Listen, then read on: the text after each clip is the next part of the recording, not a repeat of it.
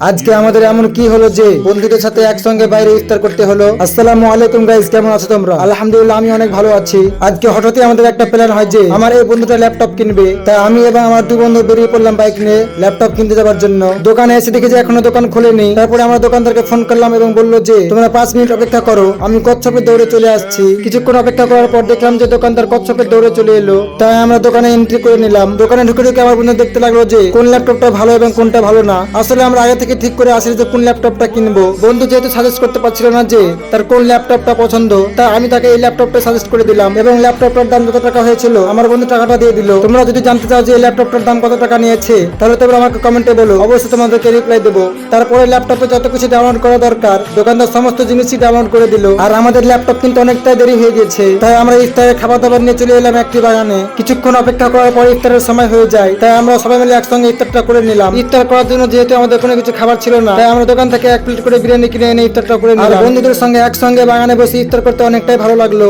আজকের ভিডিওটা এখান থেকে টাটা, বাই বাই।